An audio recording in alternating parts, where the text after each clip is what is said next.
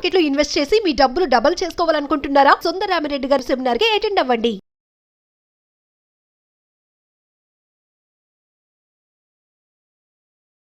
నమస్కారం సుందరరామిరెడ్డి గారు. నమస్తే అండి. విజయ్ కేడిఆర్ అనేటువంటి పర్సనాలిటీ ఇవాళ ట్రేడింగ్లో ఆయనకంటూ ఒక సెన్సేషనల్ పోర్ట్ఫోలియో ఉందని చెప్పేసి అనుకోవాలి. ఆయన సక్సెస్ జర్నీ ఏ విధంగా సాగిందండి? ఎందుకంటే చాలామంది ఇటు ట్రేడింగ్ వైపు రావాలి అని అంటే కొంతమంది భయపడతారు. బట్ కొంత స్ట్రెంత్ నుండి దాని మీద అవగాహన ఉండి అది ఉంటేనే తప్ప అంత పెద్ద జర్నీ, అంత పెద్ద పోర్ట్ఫోలియో కూడా బిల్డ్ కాదు. ఏం జరిగింది అసలు ఆయన విషయంలో? బేసికల్ వీళ్ళ ఫ్యామిలీ అంతా బ్యాక్గ్రౌండ్ ట్రేడింగ్ ఫ్యామిలీ అండి. అంటే చాలా అర్లీ స్టేజ్లో వచ్చాడు. ఆల్మోస్ట్ 19 yearsకి ట్రేడింగ్లోకి వచ్చాడు. అంటే కేడిఆర్ సెక్యూరిటీస్ అని చెప్పేసి వీళ్ళకి బ్రోకరేజ్ కంపెనీ ఉంది కాబట్టి వాళ్ళ ఫ్యామిలీ అంతా ఇన్వాల్వ్ అయింది కాబట్టి ట్రేడింగ్ నుంచి బాగా ఐడియా ఉంది వీళ్ళకి ఎంతకంత. రెండోది చాలా అర్లీ స్టేజ్లో చాలా స్పెక్యులేషన్ మీద మొదట్లో గేమ్ స్టార్ట్ చేశారు వీళ్ళు. బట్ లాంగ్ టైంలో వాళ్ళకి అర్థమైంది ఏంటంటే ట్రేడింగ్ ద్వారా మనీ మేక్ చేయడం చాలా టఫ్, వెరీ డిఫికల్ట్ సస్టైన్ అవడం అని చెప్పేసి లేటర్ స్టేజ్లో వాల్యూ ఇన్వెస్టర్గా మారాడు. ఇప్పుడు అతని పోర్ట్ఫోలియో ఆల్మోస్ట్ 1700 crores దాకా ఉంటుందండి. 1700 crores అంటే 35,000ని అంటే 1700 crores మార్చాడు ఆయన అంతగా అనమాట ఇది. సో వాళ్ళు వాడే టెక్నిక్ ఏంటంటే ఓన్లీ స్మైల్ అని చెప్పేసి ఒక ఫ్రేమ్వర్క్ డిజైన్ చేసుకున్నాడు. స్మైల్ ఇక్కడ ఎస్ అంటే సైజు స్మాల్లో ఉండాలా, ఎస్ అంటే స్మాల్ అనమాట, స్మాల్ అండ్ సైజు. అంటే పెద్ద కంపెనీ జోలు కూడా ఆల్రెడీ ఎస్టాబ్లిష్ అయిన కంపెనీ జోలు వెళ్ళరు. అంటే చిన్న కంపెనీస్, స్టార్టప్ కంపెనీస్, చిన్న కంపెనీస్ వాటిలో మాత్రం ఇన్వెస్ట్ చేస్తారు. అంటే కంపెనీ మార్కెట్ క్యాపిటలైజేషన్ 200 crores నుంచి 500 crores ఉన్న సైజు ఉండాలి సైజు. ఓకే, ఇప్పుడు దాన్ని బట్టి మీరు ఊహించండి రిలయన్స్ ఇప్పుడున్న సైజ్ ఎంత అంటే 18 లక్షల కోట్లు అండి ఆ కంపెనీ సైజు రిలయన్స్. వీళ్ళు ఎలాంటి కంపెనీ చూసుకుంటారంటే 200 crores నుంచి 500 crores ఉన్న కంపెనీ చూసుకుంటారు వీళ్ళు ఇన్వెస్ట్మెంట్ చేద్దాం అనుకుంటే. అంటే పెద్ద కంపెనీ జోలు వెళ్ళరు, దాంట్లో ఇన్వెస్ట్ చేయరు. ఎందుకంటే అందులో గ్రోత్ మెచ్యూరిటీకి వచ్చేసింది. ఇవైతే చాలా ఫాస్ట్ గ్రో అయ్యే ఛాన్స్ ఉంది కాబట్టి అంటే సైజు స్మాల్ ఉన్నట్టు చూస్ చేసుకుంటారు. రెండోది అంటే ఎక్స్పీరియన్స్, ప్రమోటర్ అది రన్ చేసే ప్రమోటర్స్కి మంచి ఎక్స్పీరియన్స్ ఉండాలి. అంటే మీడియం టైం ఎక్స్పీరియన్స్ ఉండాలి వాళ్ళకి. అంటే కంపెనీని ఒక 10-15 years నుంచి రన్ చేస్తూ ఉండాలి. అంతే తప్ప యూత్లో ఎవరైనా స్టార్టప్ కంపెనీలు పెడితే వాళ్ళని నమ్మి దీంట్లో పెట్టాడు ఆయన. ఆల్రెడీ మెచ్యూరిటీ మైండ్స్ రన్ చేస్తున్న బిజినెస్లోనే ఇన్వెస్ట్ చేస్తూ ఉంటుంటారు. మూడోది ఆ ప్రమోటర్స్కి పెద్ద అంబిషియస్ ఉండాలి. ఓకే, అంటే చిన్నవి కావు. ఇప్పుడు సపోజ్ రోడ్ అనుకోండి చిన్నగా ఉంటుంది, సముద్రం పెద్దగా ఉంటుంది. సముద్రంలో అన్లిమిటెడ్ ఎంతైనా బిజినెస్ చేసుకోవచ్చు. రోడ్డు మీద పెట్టి బిజినెస్ అలా చేయలేము కదా, లిమిటేషన్స్ ఉన్నాయి కదా. అలానే ప్రమోటర్స్ కూడా ఏంటంటే మంచి పెద్ద ఎత్తున అంబిషియస్గా ఉంటేనే అలాంటి వాటిని చూస్ చేసుకుంటాడు. అంటే చిన్న కంపెనీ ఎక్స్పీరియన్స్ మేనేజ్మెంట్ పెద్ద ఎత్తున స్కేలప్ చేసేలాగుంటేనే ఆయన అలాంటి వాటిలో ఇన్వెస్ట్ చేసుకుంటూ పోతాడు అనమాట.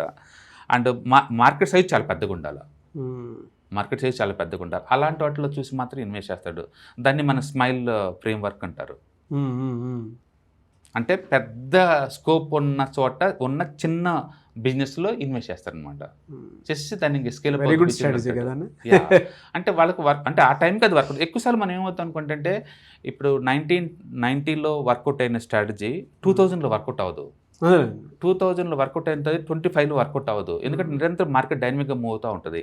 ఊహించు ఎలాన్ మస్క్ రీసెంట్గా లిస్ట్ అయిన స్పేస్ ఎక్స్ ఉంది కదా, ఒక పాయింట్ ఆఫ్ టైంలో 3 trillion లిస్ట్ అయింది అది. అంటే $220 దగ్గర ఆ కంపెనీ వాల్యూషన్ ఎంత అంటే 3 trillion. అది ప్రపంచంలోనే టాప్ 5th బిగ్గెస్ట్ కంపెనీ అయింది. ₹1 ప్రాఫిట్ సంపాదించాలి ఆ కంపెనీ ఇప్పటికి కూడా. అంటే ప్రపంచంలో బిగ్గెస్ట్ కంపెనీస్ ప్రాఫిట్ లేకుండా కూడా బిగ్గెస్ట్ కంపెనీ అవుతుంది ప్రూవ్ అయిన సంవత్సరం ఇది. ఇప్పుడు ఇదే విషయం 10 years బ్యాక్ చెప్తే నవ్వుతారు, ప్రాఫిట్ లేని కంపెనీ ఎందుకు అంత పెద్ద అవుతాయి అని. అందరూ ఏంటంటే పెన్నీ స్టాక్స్ చిన్న కంపెనీ లాస్లో ఉంటాయి అనుకుంటారు. బట్ అంటే నిజంగా ప్రాఫిట్ లేకపోయినా అంత పెద్ద కంపెనీస్ అవడానికి రీజన్ ఏంటి సార్ అసలు? దాని మీనింగ్ ఏంటంటే బిజినెస్ అంటే ప్రాఫిట్ కాదు మెయిన్, అది వాళ్ళు ఫ్యూచర్లో ఇచ్చే హోప్ అనమాట. అది ఫ్యూచర్లో పెద్దది అవుద్ది అని అనుకున్నారు అనుకోండి, ఇప్పటి నుంచి ఇన్వెస్ట్ చేస్తుంటారు. ఎందుకంటే అమెజాన్ వాళ్ళు ప్రాఫిట్ రావడానికి 16 సంవత్సరాలు పట్టింది. అమెజాన్ కంపెనీ పెట్టిన తర్వాత ఇది పెట్టేటప్పుడు వాళ్ళది ఆన్లైన్ షోరూమ్, అది బుక్ స్టోర్, అది అమెజాన్. ఇంతగా టెక్నాలజీ కంపెనీ అవుతుందని ఎవరు అనుకోలేదు కదా. అవును, రిలయన్స్ పెట్టినప్పుడు టెక్స్టైల్ కంపెనీ, అది టెక్స్టైల్స్ ఓన్లీ విమల్ అని చెప్పేసి అమ్ముతారు. ఇప్పుడు ఇండియాలోనే one of the biggest telecom company కదా. అంటే వాళ్ళు ఎట్ట ఫ్యూచర్లో ట్రాన్స్ఫర్మేషన్ అవుతారు అనేది మనకి ఎప్పుడు గెస్ చేయలేము. అవునవును. బట్ ఇక్కడ ఏంటంటే ఎలాన్ మస్క్ యొక్క అతను చూసి ఇమేజ్ లేదా అతని బ్రాండింగ్ చూసి ఫ్యూచర్లో ఈ కంపెనీ డెఫినెట్గా పెద్ద చేస్తారు అని చెప్పేసి అతని నమ్మకం మీద ఇది పెడుతున్నారు. రేపొద్దున ఎలాన్ మస్క్ ఏమైనా అయిందనుకోండి, స్పేసెస్ పరిస్థితి ఎవరు తెలియదు. అంటే ఒక వ్యక్తిని నమ్ముకొని పెడుతున్నారు ఇక్కడ. అదే రిలయన్స్ అనుకోండి, అంబానీ లేకపోయినా ఉంటుంది, ఎందుకంటే ఆల్రెడీ ఎవరికి వాళ్ళు సపరేట్ అయిపోయి రన్ చేస్తున్నారు కాబట్టి. అందుకని రిస్కీ బిజినెస్ అయినా సరే పబ్లిక్ కొంటున్నారు, అది వేరే సంగతి. ఏదైనా సరే ఒక డెకేడ్లో ఉన్న ఆలోచనలు ఆ టైంలో ఉన్న పరిధి నెక్స్ట్ డెకేడ్ కల్లా మారిపోతూ ఉంటాయి అనమాట. అలాగనే ఆ టైంలో ఈ కేడియా వాళ్ళు వచ్చిన పరిస్థితుల్లో ట్రేడింగ్ బాగుండేది స్పెక్యులేషన్ పాయింట్ ఆఫ్లో. అండ్ పర్టికులర్గా వీళ్ళందరూ ఆశ్రిత మొత్తం స్కామ్ అప్పుడు బాగా సంపాదించారు. ఆ డౌన్ టైంలో ఉన్నప్పుడు షార్ట్లు కొట్టేసి బాగా మనీ మేక్ చేశారనమాట. ఆ డబ్బాన్నింటినీ ఇప్పుడు ఈ వాల్యూ ఇన్వెస్ట్మెంట్కి మార్చుకున్నారు. బట్ వీళ్ళందరిలో కల్లా మనం నేర్చుకోవాల్సింది ఏంటంటే, ఈవెన్ రాకేష్ జుంజువాలా కావచ్చు, లేదా దమానీ కావచ్చు, వీళ్ళందరూ కూడా ఎప్పటి నుంచో స్టాక్ మార్కెట్లో ఉన్నా ట్రేడింగ్ ద్వారా మనీ మేక్ చేద్దామని ట్రేడింగ్ కలిసి తిరిగినా, but over period of time వాళ్ళకి అర్థమైంది ఏంటంటే, మంచి బిజినెస్ డెవలప్ చేసుకుంటే లాంగ్ టర్మ్లో మనీ మేక్ చేసుకోవడం చాలా ఈజీ, ట్రేడింగ్లో చాలా టఫ్ ఇవన్నీ అనుకొని అందరూ ఇనిషియల్గా మారారు. వాళ్ళ కంపెనీలలో పొజిషన్లు తీసుకున్నారు భారీగా, కంపెనీలో మొత్తం భారీ పొజిషన్లు తీసుకుని సంపాదించారు. అండ్ ఇప్పుడు వీళ్ళు అనుకోండి, ఏ కంపెనీలో ఇతనికి ఇన్వెస్ట్మెంట్స్ ఉన్నాయంటే, ఒకటి అతుల్ ఆటోలో ఉంది, అండ్ న్యూల్యాండ్ ల్యాబొరేటరీస్లో ఉన్నాయి, అండ్ ఎల్కాన్ ఇంజనీరింగ్లో ఉంది, అండ్ టీఏసీ ఇన్ఫోశాక్లో ఉన్నాయి. ఏదన్నా కంపెనీ కనుక ఆ ఏరియాలో మొనోపొలి లాగా ఉంటుంది, ఫ్యూచర్లో బాగా ఉంటుంది అంటే మాత్రం డెఫినెట్గా వీళ్ళు 2% to 5% ఇలా తీసుకొని పొజిషన్స్ని లాంగ్ టర్మ్ ఉంచుకుంటున్నారు. Very good. కెరీర్ స్టార్టింగ్లో లాగా ట్రేడింగ్లో చేయట్లా వీళ్ళు. అందుకని వీళ్ళు ఫండమెంటల్ రీసెర్చ్ చేసుకొని గ్రౌండ్ లెవెల్లో ప్రమోటర్ని కలిసి మాట్లాడి, ఇన్వెస్టర్స్తో కలిసి మాట్లాడి, డీలర్స్తో డిస్ట్రిబ్యూటర్స్తో కలిపి మాట్లాడి కంఫర్ట్గా ఫీల్ అయిన తర్వాత దాంట్లో పొజిషన్ తీసుకుంటున్నాను అనమాట.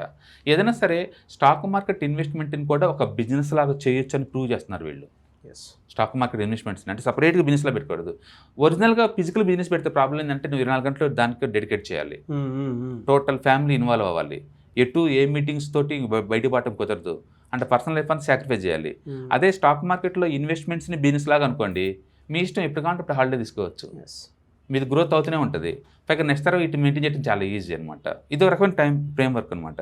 అందుకని వీళ్ళు ఏం ప్రూవ్ చేశారంటే, స్టాక్ మార్కెట్లో ఇన్వెస్ట్మెంట్ని కూడా మనం ఫుల్ టైం లేదా పార్ట్ టైం లేదా ప్యాసివ్ ఇన్కమ్ లాగా తీసుకొని సర్వైవ్ అవ్వచ్చు అని ప్రూవ్ చేశారు. 1,000 కోట్లకు పోర్ట్ఫోలియోని తీసుకెళ్లారు.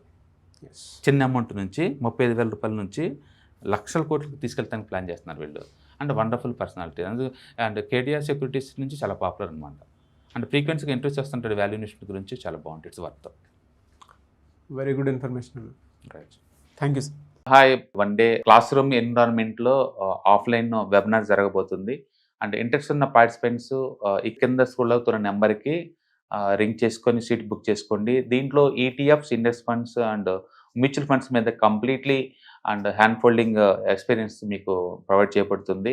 దీని ద్వారా ఏంటంటే, మనం ఎసెట్స్ని స్టాక్ మార్కెట్లో ఎలా మేనేజ్ చేసుకోవాలి, ఎలా గ్రో చేసుకోవాలి, ఎలా ప్రొటెక్ట్ చేసుకోవాలో అంటే ప్రాక్టికల్గా నేర్చుకుంటారు. కాబట్టి ఇంట్రెస్ట్ ఉన్న పార్టిసిపెంట్స్ కింద స్క్రోల్ అవుతున్న నెంబర్కి పింగ్ చేసి సీటు రిజర్వ్ చేసుకోండి. Thank you.